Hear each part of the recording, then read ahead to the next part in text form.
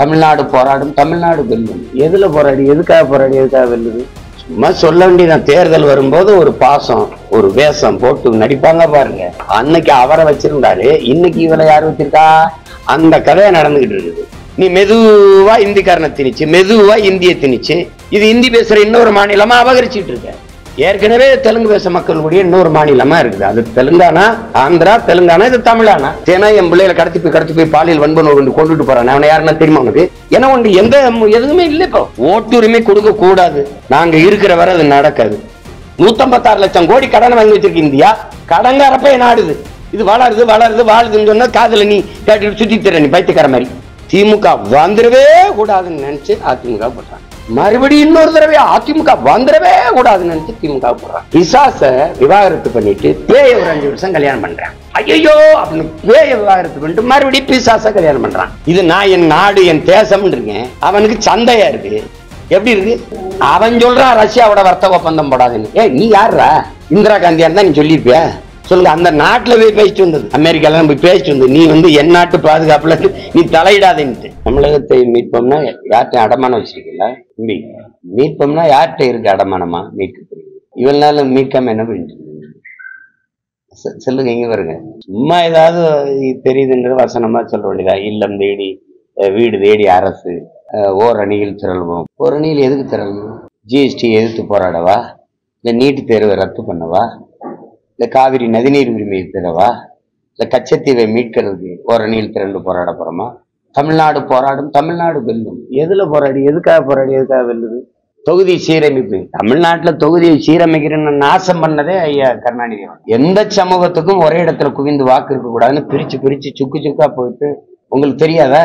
புதுக்கோட்டைன்னு ஒரு மாவட்டம் இருக்குல்ல, அதுக்கு பாராளுமன்ற உறுப்பினர் இருக்காங்களா? அதுக்கு இருக்காங்களா? எல்லாத்தையும் சிதைச்சு போட்டதா வருது. அவங்க சீரமைப்பை பத்தி பேசுறாங்க. இந்த நாட்டுல விடுதலைக்கு முன்னாடி நீங்க எவ்வளவு பேர் இருந்தீங்க? 30 கோடி இருக்கும்போது 543. இன்னைக்கு 150 கோடி இருக்கும்போது அதே 543 பாராளுமன்ற பிரதிநிதித்துவம் தான் இருக்கு. அது 6 தொகுதியா இல்லாம 3 தொகுதிக்கு 3 சட்டமன்றத்துக்கு ஒரு பாராளுமன்றம்னு கொண்டு வான்னு ஏன் பேச முடியல? ஏன் அதை கொண்டு வர முடியல? சும்மா ஓரணியில் திரள்வோம்னா எதுக்கு? மொத்தமாவே திரளுவோம். எந்த நோக்கத்துக்காக போராட போறோம்? தமிழ் ஆட்சி மொழியா வரப்போகுதா? சொல்லுங்க. நீங்க வீர்னு பாருங்க, முதலமைச்சர் வங்க மொழிக்காக அப்படி ஆதரிச்சு பரிந்து பேசுறது. என் மொழியில அங்க ஒரு கடிதம் வர மாட்டேங்குது ஒன்றிய அரசிடத்திலிருந்து. அது ஹிந்தி இங்கிலீஷ்ல தான் வருது. இவங்களே இப்பதான் தமிழில் அரசாணை அனுப்பப்படும், அரசாணை வெளியிடப்படும். இவங்களே எதுக்கு ஓரணியில் திரளணும்? எல்லாரும் கூடி மடையை வெட்டி வைப்போமா? கூடி கொள்ளையடிப்போமா? கூடி லஞ்சம் பெறுவோமா? கூடி குடிப்போமா? டாஸ்மார்க் திறந்து வச்சு எதுக்கு ஓரணி? கூடி கொள்ளையடிக்க, கூடி கொலை செய்வா? தமிழகத்தை மீட்போம்னா அடமானம் இருக்கா? யார்கிட்டையும் நகையை மீட்கணும்பா, வீட்டை மீட்கணும்பா, அடமானம் வச்சுட்டோம்ப்பா. அப்படி எங்க நாட்டை கொண்டு எங்க அடமானம் வச்சுங்க சொல்லுங்க. அதையாவது சொல்லி தொலைங்க. ஏதோ வார்த்தை இருக்கு. மீட்க வேண்டும், காக்க வேண்டும், மொழியை காக்க, இனத்தை காக்க, மண்ணை காக்க அப்படின்னு. மண்ணையே உங்ககிட்ட இருந்தாங்க. இவளால் என்ன பண்ணீங்க? நாங்க தான் மண்ணை வித்துக்கிட்டு இருந்தோம். மொழியை காக்குறீங்களா? எங்க இருக்கு மொழி? சங்கம் வைத்து தமிழ் வளர்த்த மதுரையில அதன் தெருக்கல்ல இருக்கா? எங்கும் தமிழ் எதிலும் தமிழ்னு சொன்னீங்களே, தெருக்கல்ல இருக்கா? இதுக்கு தானே சங்கம் வச்சு 4ஆம் தமிழ் சங்கம் வரைக்கும் என் பாட்டேன் பாண்டித்துறை தேவர் வரைக்கும் வச்சு வளர்த்து. இதுக்கு தானே? சும்மா சொல்ல வேண்டியதான். தேர்தல் வரும்போது ஒரு பாசம், ஒரு வேஷம் போட்டு நடிப்பாங்க பாருங்க. தற்காலிக தோல்விக்காக நான் நிரந்தர வெற்றியை இழக்க முடியாது. தற்காலிக வெற்றிக்காக நிரந்தர தோல்வியை தழுவிக்கொள்ள முடியாது. ஏன்னா என் தலைமுறை நாசமாயிடும். நான் கட்சி நடத்துறது என் நிக்கிற இவனுக்கு இல்ல, இவளுக்கு தான். புரியுதுன்னு நினைக்கிறேன். என் முன்னோர்கள் அப்படி செய்யாதவனதுனால நான் இன்னைக்கு முச்சந்தில் இருந்து கத்துறேன். ஆனால் எனக்கும் பின்னாடி வர்ற என் தலைமுறை எங்களை போல தவிச்சு கையேறு நிலையில் நின்றக்கூடாதுங்கிறதுல பெரிய கவனமா நான் இருக்கேன். அதனால 4-3 சீட்டை கொண்டு வச்சுட்டு என்ன பண்ணுவோம்? சரி, நான் உங்ககிட்ட ஒரு கேள்வி கேட்கிறேன், நீங்க கேட்டீங்க. கூட்டணி வச்சு 10 எம்எல்ஏ 5 எம்எல்ஏ எம்பி எல்லாம் போனாங்களா? அவங்க இந்த நாட்டுக்கு செஞ்ச ஒரே ஒரு சேவை. நான் கேக்குறதா, சட்டசபையில, சட்டமன்றத்துல, பாராளுமன்றத்துல பேசுவதை விட மக்கள் மன்றத்துல பேசுறதுக்கே கோடி செய்தி இருக்கு. அங்க போனவங்க என்ன பேசுனாங்க சொல்லுங்க. நீங்க சொல்றீங்களா? அதை இப்படி சொல்லுங்க மக்களுக்கு. அவன் குரல் அங்க போகணும், அப்ப வலிமையா இருக்கும்னா வெள்ள வச்சு அனுப்பணும். புரியுதா? அது என்னைய போய் நீ போய் என்னையும் கொண்டு போய் ஒன்னாப்தி பார்ட்டி ஆக்கிட்டு, நான் நம்பர் 1 பார்ட்டியாக வந்தவன், நீங்க ஒன்னாப்தி பார்ட்டி ஆகி இப்ப பாருங்க ஒரு இது நடக்கும் பாருங்க. இவர் எப்ப எந்த கட்சியோட போவாரு, இவர் எங்க போவாரு, இவர் யாரோட போவாரு, அந்த இதுல சொல்லல. அன்னைக்கு அவரை வச்சிருந்தாரு, இன்னைக்கு இவரை யார் வச்சிருக்கா, அந்த கதையை நடந்துகிட்டு இருக்குது. பொலிட்டிக்கல் ரெவல்யூஷனா பொலிட்டிக்கல் பிசினஸா? எந்த சித்தாந்தத்தை காப்பாத்த நீங்க எல்லாம் கட்சி ஆரம்பிச்சீங்க? ஒரு நாள் இங்க திட்டிட்டு இருக்கீங்க, ஒரு நாள் இங்கிட்டு போறீங்க. சீட்டும் நோட்டும் தான் உங்க இலக்குனா எப்படி மக்களின் நலன் சார்ந்த அரசியல் இருக்கும்? என்னையவாத விட்டுருங்க.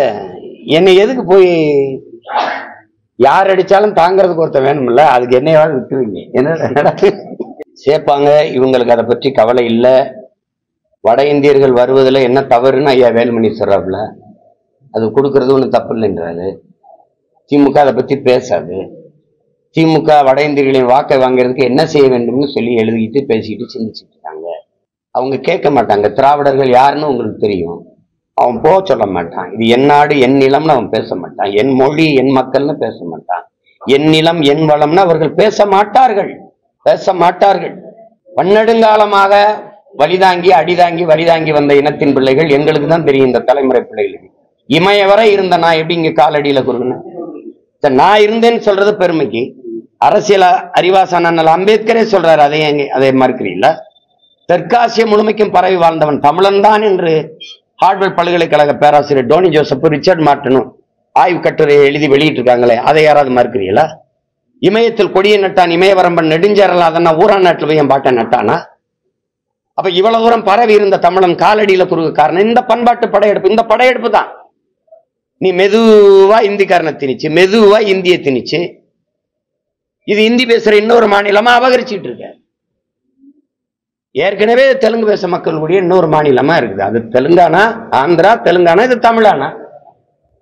இன்னும் கொஞ்சம் நாளா அவன் வருவான். 1.5 கோடி வந்துட்டான். நீ கொஞ்சம் கொஞ்சமா இது தவறில்லைன்னா அவனுக்கு வாக்குரிமை கொடுத்துட்டீங்கன்னா இந்த நாட்டினுடைய, தமிழ்நாட்டினுடைய, இந்த நிலத்தினுடைய அரசியலையுமே அதிகாரத்தையும் அவன் தீர்மானிப்பான். இப்பவே பெருந்துறையில எங்கால நிறுத்த வெல்ல முடியாது. கோவை தெற்குல அவன் ஓட்டு போட்டா தான் வெல்ல முடியும். யார் வேணா வரலாம், யார் வேணாலும் போகலாம்னா அப்படி நிலைமை எனக்கு அதர் ஸ்டேட்ல இருக்குதா? மற்ற மாநிலத்தில் இருக்கானுக்கு? நான் எஸ்சி, கர்நாடகால நான் எஸ்சியில் இருக்கேனா? மகாராஷ்டிரால நான் எஸ்சியில் இருக்கேனா? நான் ஓபிசியில் இருக்கேன், அதர் பேக்வர்ட் கம்யூனிட்டியில் இருக்கேன். எப்படி இது? இங்க வரவனெல்லாம் எஸ்சியில் இருந்துக்குவா, பிசியில் இருந்துக்குவா, எம்பிசியில் இருந்துக்குவா, என் இடத்த பூரா நீ எடுத்துக்குவ. அப்ப நான் தெருவில் தான் தெரியணும். இந்தியாவிலே அதிக நச்சாலைகள் இருக்கிற மாநிலம் எது? எது சொல்லுங்க. இந்தியாவிலே அதிக கடன் பெற்ற மாநிலம் எது? ஊழல்ல முதலிடத்தில் இருக்கிற மாநிலம் எது? நீ பேச முடியாது. நீ வட இந்தியா வெளியில போன்னு சொல்ல முடியாது. நீ முந்தா நாள் வந்தவன் வெளியில போ, நான் இன்னைக்கு வர நாளைக்கு போறேன் பாவேன். உனக்கு எதை பத்தி கவலை இருக்கு? இன்னர் லைன் பெர்மிட் கொடு, அவனுக்கு உள்நுழைவு அனுமதி கொடு. வடகிழக்கு மாநிலங்களுக்கு நாங்க போகும்போது இங்க இந்த போறோம்ல, திரிபுரா இந்த பகுதியெல்லாம் போறோம்ல, நாகாலாந்து, இதெல்லாம் இந்த உள்நுழைவு அனுமதி எடுத்துக்கிட்டு தான் நான் போனேன். அது மாதிரி எடுத்துக்க. நீ எதுக்கு வர? உன் முகவரி யாரு? உன்னை கூட்டி வந்தது யாரு? நீ எந்த மாநிலம்? உன்னுடைய அடையாள அட்டை என்ன? ஆதார் கொடு. சரி வச்சுக்க. நீ எந்த வேலைக்கு வந்திருக்க? கம்பி கட்டுற வேலை, அல்லது சாலை போட வேலை, அல்லது வீடு கட்டுற வேலை, இல்ல இங்க தோட்ட வேலை. சரி வந்திருக்க. எங்க தங்கி இருக்க? இதெல்லாம் எனக்கு பதிவு இருந்தா தானே. ஏடிஎம்ல பல லட்சம் ரூபாய் அள்ளிட்டு எடுத்துட்டு ஓட்டினானே, அவனை ஹரியானாக்காரன் கண்டுபிடிக்க முடியாது அவனால. தேனா என் பிள்ளைகளை கடத்தி போய் பாலியல் வன்புணர்வு கொண்டுட்டு போறானே, அவனை யாருன்னா தெரியுமா உனக்கு? ஏன்னா ஒன்று எதுவுமே இல்லை. இப்போ காவல் நிலையத்தில் இந்த பதிவு இருக்கணுமா இல்லையா? ஏன் இல்ல? ஓட்டுரிமை கொடுக்க கூடாது. நாங்க இருக்கிற வரை அது நடக்காது. நீ ஒரே நாடு ஒரே ரேஷன் கார்டு போடும்போதே இந்த வேஷம் எதுக்குன்னு தெரியும். ஒரே நாடு ஒரே ரோடு. ஆனா ஒரே நாட்டுல இருந்து தண்ணீர் எனக்கு வராது. ஒரே நதி இருக்குது, அங்கிருந்து தண்ணி எனக்கு வராது. கர்நாடகால இருந்து, கேரளா இருந்து எனக்கு வராது. இது எப்படி? கார் ஓடும், நீர் ஓடாது. இது எப்படிப்பட்டது? கட்டாயம் கேட்பேன். ரெண்டாவது, அவனுடைய தேவை என்கிட்ட இருக்காது இல்ல. நான் என் பிள்ளைகளுக்கு படிச்சு கல்விக்கு ஏற்ப ஒரு வேலையை உறுதி செஞ்சிருவேன். அரசு வேலையை நானே கொடுப்பேன். நீங்க தனியார் முதலாளி, டெக்ஸ்டைல் இண்டஸ்ட்ரி, உங்களுக்கு 500 பேர் தேவைப்படுது தானே? 500 பேரை நான் பாருங்க, நான் எனக்கு பதிவு பண்ணி வச்சு கவர்மெண்ட் வேலையாக்கிடுவேன். நான் நீங்க எனக்கு பதிவு பண்ணணும். என் அலுவலகத்துல 500 பேர், எனக்கு என் தொழிற்சாலையில் வேலை செய்ய 500 பேர் வேணும். பெண்கள் ஆண்கள் இவ்வளவு, கல்வி தகுதி இவ்வளவுனா என்கிட்ட பதிவு இருக்கும். நான் உங்களுக்கு அனுப்பிடுவேன். என் பிள்ளைகளுக்கு மது கிடையாது. திறன் மேம்பாட்டு பயிற்சியை கொடுத்து ஒழுக்கமா வளர்த்து வச்சிருப்பேன். நீங்க வந்துடணும், வந்தோன்னு வேலை செய்யணும். மாசம் நீங்க சம்பளத்தை என்கிட்ட கட்டிடணும். நான் என் பிள்ளைகளுக்கு கொடுத்துருவேன். விளங்குதா? உழைப்பின் தேவை அப்படி இருக்கு. உழைப்பிலிருந்து என்னை வெளியேற்றிட்ட, சோம்பி உட்கார வச்சு இலவசத்தை கொடுத்து 100 நாள் வேலை திட்டம், கிழிச்ச வேலை திட்டம் கொடுத்து, நீ 100 நாள் வேலை திட்டத்துல இத்தனை ஆண்டுகளை நட்டு வச்ச மரக்கண்டு எத்தனை? தூர்வாரின குளம் எத்தனை? சீரமைச்ச சாலைகள் எத்தனை? உன்னால சொல்ல முடியுமா? மரக்கண்டை நட்டு வச்சிருந்தா எத்தனை கோடி மரம் இந்த பூமியில் நடப்பட்டிருக்கும்? என்ன வேலை கொடுக்குற நீ? மனித உடல் ஆற்றலை, அறிவாற்றலை உழைப்பில் ஈடுபடுத்தி உற்பத்தியை பெருக்காம சோம்பி உட்காரு காசரன்னு சொல்லி நீ எத்தனை நாளைக்கு கொடுத்துருவ? நீ 156 லட்சம் கோடி கடன் வாங்கி வச்சிருக்கு இந்தியா. கடங்காரப்ப நாடுது. இது வளருது வளருது வாழுதுன்னு சொன்னா காதுல நீ கேட்டு சுத்தி தர நீ பைத்தியக்கார மாதிரி. அப்படி வேலை கொடுத்துருவேன். என் புள்ள வேலைக்கு வந்துட்டானா இவன் தேவையில்லை, நான் வந்தவன போறானால என்பார். திருப்பி அப்படியே இருக்கணும். தேவைன்னா இந்த உள்நுழைவு அனுமதி கொடு. உள்நுழைவு அனுமதி எவ்வளவு காலம் இருப்ப? மறுபடியும் புதுசா பதிவு பண்ணணும். தேர்தல் வருதா அங்கே போய் ஓட்டு போட்டு வந்து இங்க வேலை செய்யணும். சொல்லு, இங்க வந்து ஓட்டு போட்டு போட்டும் என்ன கெட்டு போச்சு? என்ன கெட்டு போச்சு? கேரளால 15 ஆண்டுகள் நீங்க போய் குடியிருந்தாதான் உங்களுக்கு குடும்பத்தையே கொடுப்பாங்க. நீ சொல்லுப்பா. நீ வந்தவனே அவன் காசை வாங்கிட்டு குடும்பத்தை கொடுத்துடுற. அவன் ரேஷன் கடையில இருந்த ரேஷன் கடை கட்டி குடும்பத்தை ஒரே நாடு ஒரே ரேஷன் கார்டு வாங்கிடுவான். நான் பீகார்ல இப்படி நின்று குஜராத்ல நின்று என்னை வாங்க விடுவியா? சிரிக்கிறீங்க, சொல்லுங்க. வாங்க விடுவியா? இந்தியாங்கிறதும் தேசப்பற்றுங்கிறதும் ஒருமைப்பாடுங்கிறதும் தமிழனுக்கு மட்டும்தான், இவனுக்கும் இல்லை. இங்க வந்து இந்த ஆர்வடமா நீங்க பார்க்காதீங்க. மக்கள் வந்து சொல்லுவாங்க இந்த கட்சியை வீழ்த்தணும் கூட்டணி அமைக்கணும், இந்த கட்சியை வீழ்த்தணும் கூட்டணி அமைக்கணும். மக்களுக்குள்ள விழிப்புணர்வு, அரசியல் தெளிவு, புரிதல் வந்து ஒரு விழிப்புணர்வு, ஒரு கிளர்ச்சி, ஒரு எழுச்சி உணர்வு ஏற்பட்டா அவன் முடிவு பண்ணுவான் எவன் ஆட்சி அமைக்கணும்னு. திமுகவை அதிமுகவோட ஒரு தலைமை கூட்டணி அமைச்சு திமுகவை வீழ்த்தணும்னு பேசுறதும், திமுக ஒரு தலைமை வந்து பிஜேபியை வளர விடாம வீழ்த்தணும்னு பேசுறதும் ரொம்ப வேடிக்கையானது. கூட்டணி கட்சிகளால் தலைவர்களால் ஒருத்தரை வீழ்த்தி ஒருத்தரை வாழ்த்துறது அல்ல. மக்களினுடைய அரசியல் விழிப்புணர்வுல இருந்தது. டேய் இவங்களை ஒழிக்கணும்டான்னு நினைச்சா ஒழிப்பான், வேணாம்னு நினைச்சா வேணும். இந்த நாட்டில் நான் சொல்றேன் உங்களுக்கு, திமுக வர வேண்டும் என்று யாரும் வாக்கு செலுத்துறது இல்லை. அதிமுக வர வேண்டும் என்று யாரும் வாக்கு செலுத்துறது இல்லை.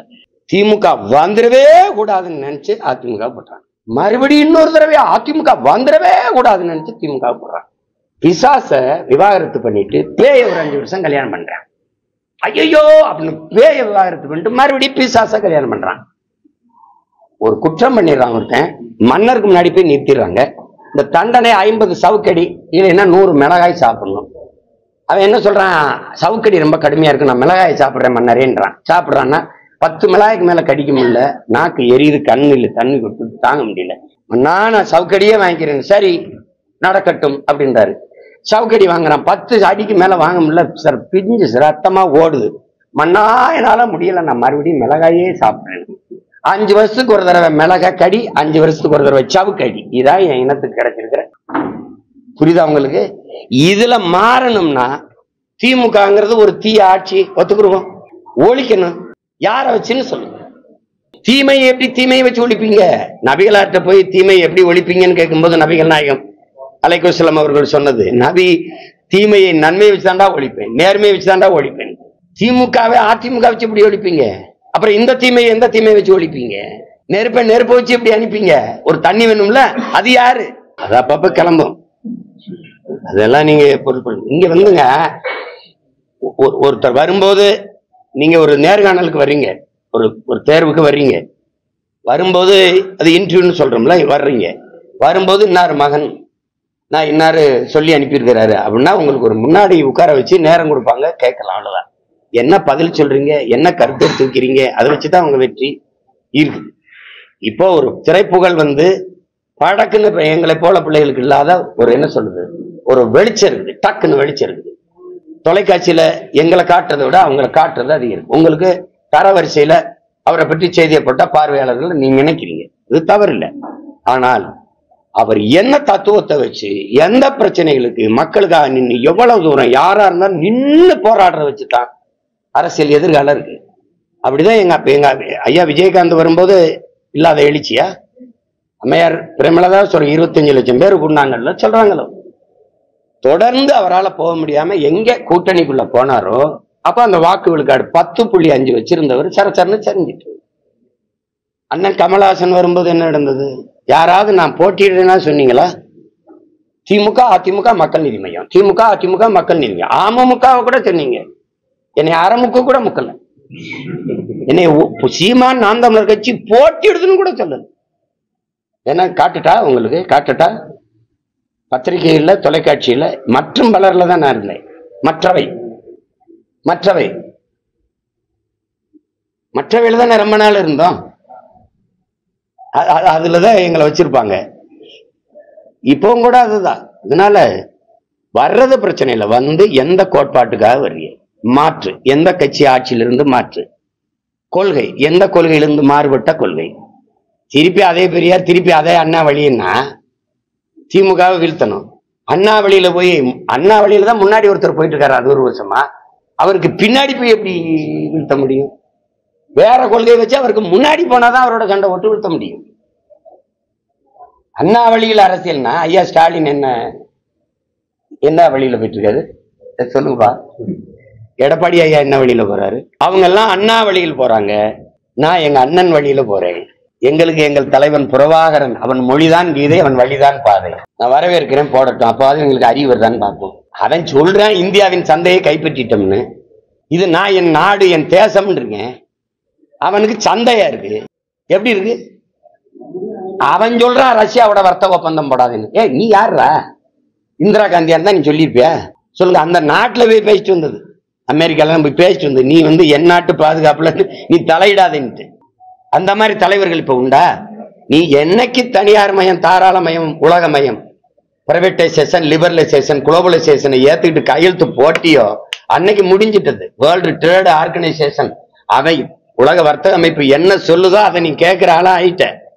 அப்புறம் அவன்கிட்ட கையெழுத்து போட்டு கடன் வாங்கிட்டு நீ அவனுக்கு நீங்க நிக்கிற மாதிரி கை கட்டி தான் நீங்க வேலை செய்ய முடியும். இப்ப அவன் இதுன்னு சொல்லுவான், இதுக்கு மேலேயும் சொல்லுவான். இப்ப என்ன அமெரிக்காவை எடுத்து போரிட புரியல? சொல்லுங்க. போராட புரியல? சொல்லுங்க. இதெல்லாம் நடக்கும் தானே? இதெல்லாம் நடக்கும். நீங்க பாருங்க, பார்க்காம போங்க. அடுத்த நாளைக்கு நெசவாளர் வாழ்வுரிமைக்கு 7ஆம் தேதி. ஏன்னா இப்போ எங்க பாரம்பரிய நெசவு செத்துருச்சு. காரணம் நூல் விலையேற்றம், மின்கட்டண உயர்வு. அப்போ உங்களுக்கு எங்களுடைய பாரம்பரிய நெசவு முறை அது எல்லாமே அழிஞ்சிருச்சு. இப்ப விசை எந்திரத்தை சீனாவில இருந்து இறக்குறான். அப்படின்னா சுத்தமா அங்கங்க ஏதோ செஞ்சு பொழைச்சிக்கிட்டு இருந்த என் மக்களினுடைய வாழ்வாதாரம் செத்துரும். நாங்க வேற வழியே இல்லை எங்களுக்கு.